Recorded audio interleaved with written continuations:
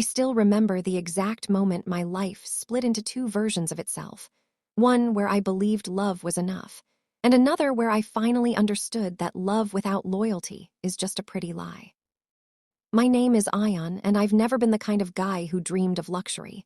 I didn't grow up with a silver spoon. I didn't have connections.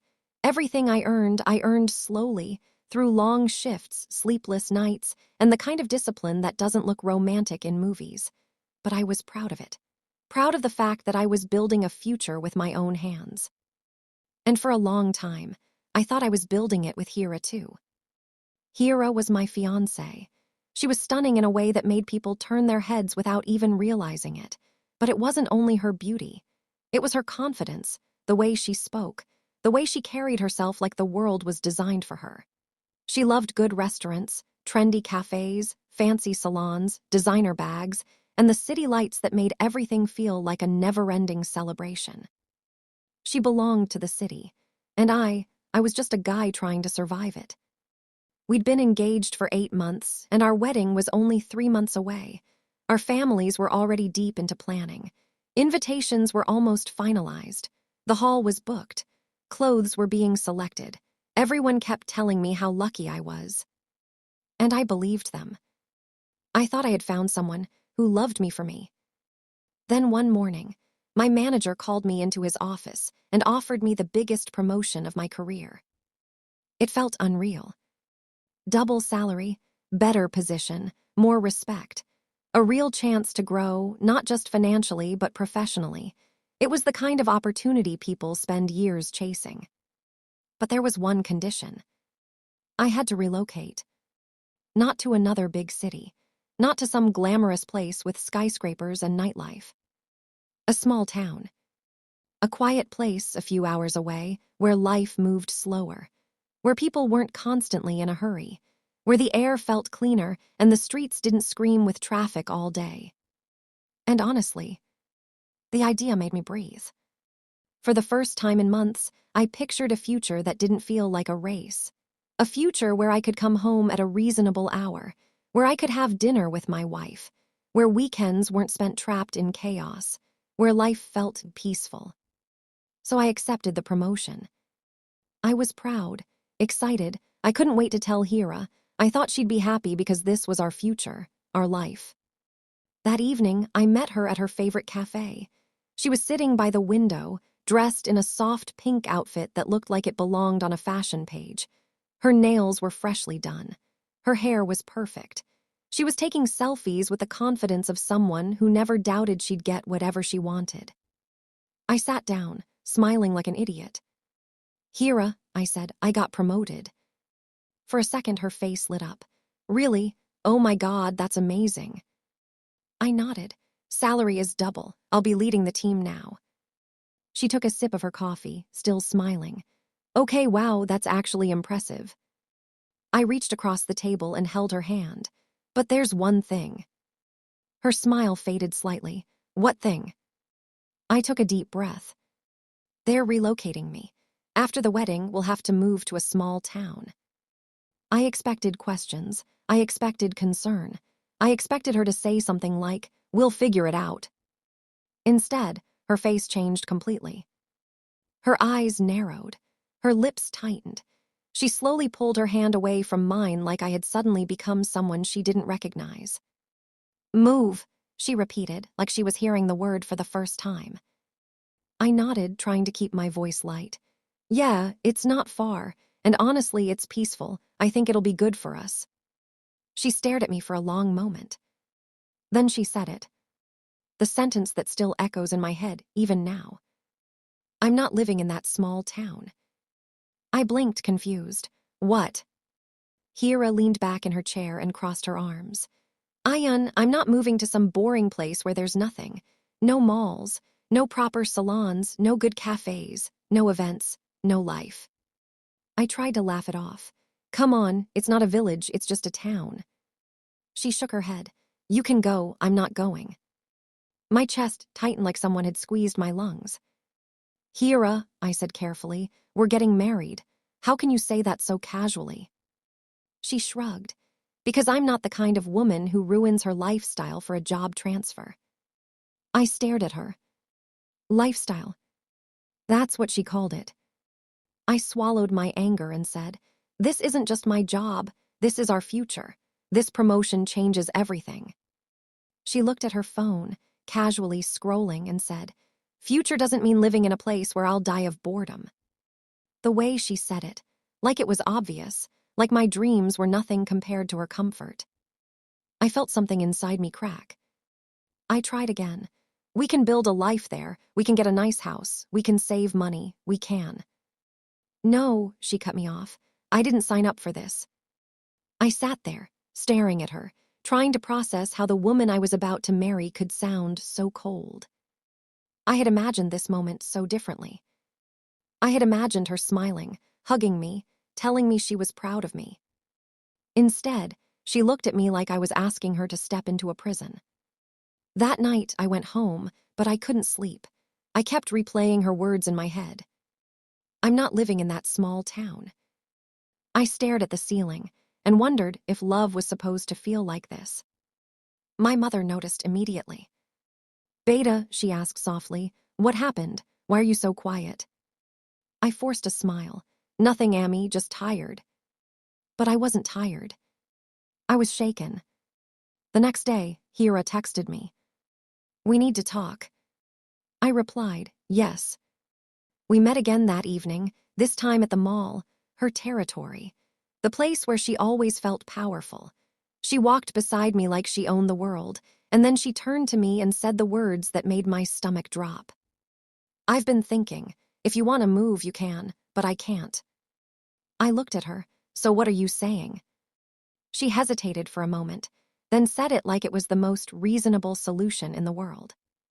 "Reject the promotion." I froze. "Reject it," I repeated, my voice barely above a whisper. She nodded. "Yes, choose me." I felt my hands go cold.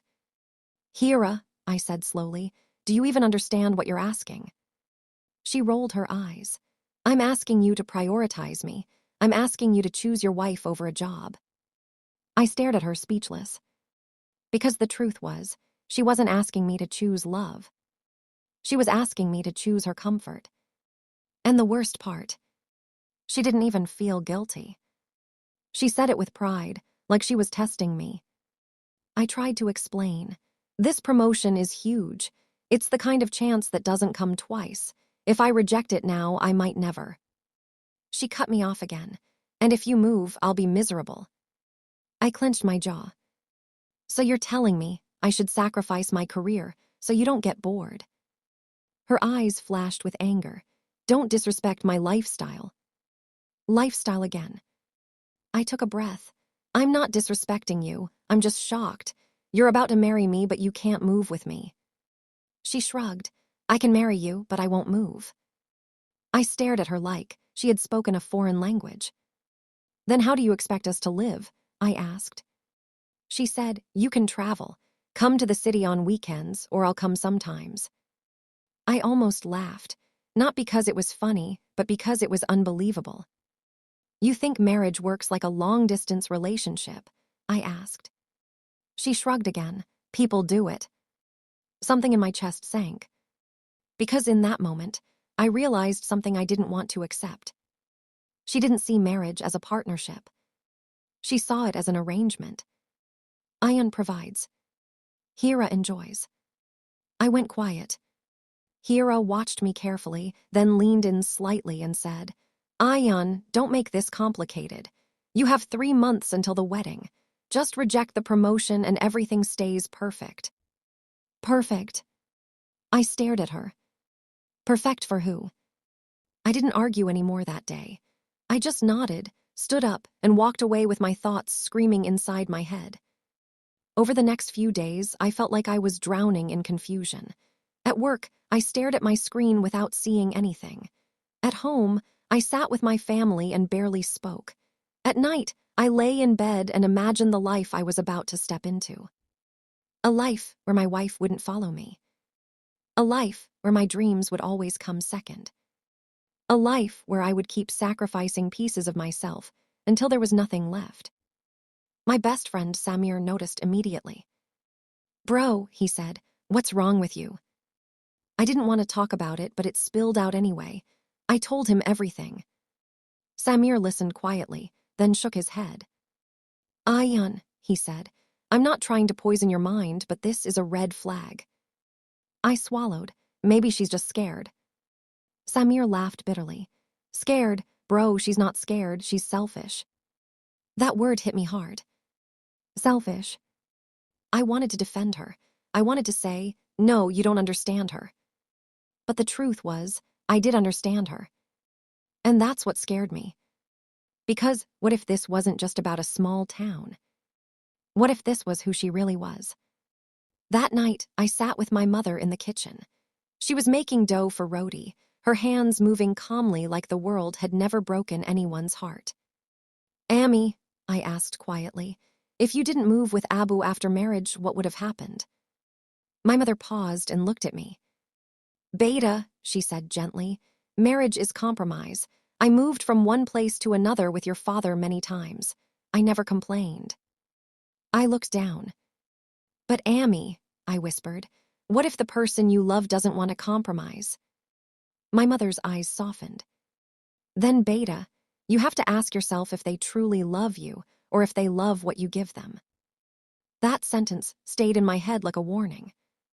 A few days later, I made my decision. I wasn't rejecting the promotion. Not because I didn't love Hira, but because I knew if I sacrificed my future for her now, I would resent her forever. And resentment is poison in a marriage. So I texted her. We need to meet. She replied instantly. Okay. I chose a park this time. Not a mall, not a cafe, somewhere quiet, somewhere real. When she arrived, she looked annoyed the second she stepped onto the grass. Why here? She complained. It's dusty. I looked at her and said calmly, because this is what the town will feel like. She went silent. I took a breath. Hira, I said, I'm not rejecting the promotion. Her eyes widened. So you're choosing the job. I'm choosing our future, I said. No, she snapped. You're choosing yourself. And you're choosing your lifestyle, I replied. Her face turned cold. I continued, trying to keep my voice steady. I love you. I want to marry you, but I can't reject the biggest opportunity of my life, not for fear of boredom. Hira stared at me, and then she said the words that made my heart drop to my stomach. Then we're done. I blinked. What? She lifted her chin. I can't marry someone who can't prioritize me. I felt like the world tilted. Prioritize you, I repeated. Hira, marriage is not one person sacrificing everything for the other. She picked up her bag and swung it over her shoulder. I'm sorry, Ayaan, she said coldly. I deserve better. Then she walked away. And I stood there, frozen, watching the woman I planned to marry disappear down a path like I meant nothing. That night, her mother called me. She didn't even greet me properly. Ayaan, she shouted. What did you do to my daughter? Why is she crying? I swallowed hard. Auntie, I didn't do anything. I just told her I'm not rejecting the promotion. Her mother's voice turned even sharper. So you chose your job over her? I said quietly, I chose my future. She laughed bitterly. Fine, we're canceling the wedding. You can go wherever you want. The call ended. And just like that, everything collapsed. My mother cried. My father went silent. Relatives started calling. Everyone wanted answers. Everyone wanted drama. But I didn't have the energy to explain. I just said, it didn't work out. In the middle of all that chaos, Hira posted something on social media. Some men don't understand what a woman deserves. With broken heart emojis. People flooded her comments with sympathy. Some people who didn't even know me started messaging me like I was the villain of the story. I didn't respond. I didn't defend myself. Because the truth was, I wasn't even angry. I was just numb. And I thought that was the end. I thought the worst part was over. But 2 weeks later, I found out something that made my blood run cold. Hira's reason was never just the small town. There was another reason. a reason she had been hiding. And when I finally discovered it, my entire world shook. 2 weeks after the wedding was canceled, I thought the worst was over. I was packing for my transfer when an unknown number called me. The man introduced himself as Faraz, one of Hira's friends. His voice sounded tense, like he was carrying a burden. He said, "Ayaan, you deserve to know the truth. Hira didn't cancel the wedding because of the small town." My heart dropped. Before I could even ask, he added, "She's been with someone else." I felt my entire body go cold. When I asked who, he said a name that made my blood freeze: Hamza. Hamza was the same man Hira always called just a family friend. The same man who attended our engagement, smiled at me, and acted like he respected our relationship. Faraz sent me screenshots. And with every message I opened, my heart shattered more. Hira calling Hamza my love. Hira saying she missed him. Hira saying I was safe and boring. Hira saying she wanted to marry me for stability, but keep Hamza for excitement. Then I saw the message that destroyed me completely. "I'm going to make Ayaan reject the promotion. I can't let him take me away from you." In that moment, I realized the small town was never the real issue. Hamza was. I called Hira immediately. At first she denied it, but then she got tired of pretending. She admitted everything with shocking coldness. "You're a good man, Ayaan," she said, "but you're boring. Hamza understands me." When I asked why she agreed to marry me, her answer hurt more than the cheating. "Because my parents liked you. You're stable, you're loyal, you were the safe choice." I ended the call without begging, without shouting. I blocked her everywhere. Then I sent the screenshots to my parents and her parents. Within hours, her family found out the truth. Her perfect image collapsed. The next morning, I left for the small town alone. But instead of feeling punished, I felt free. Because I didn't lose the love of my life. I escaped the biggest mistake of my life. Months later, Hira tried reaching out again, saying she made a mistake. I didn't reply. Because she didn't miss me. She missed the version of me who tolerated her.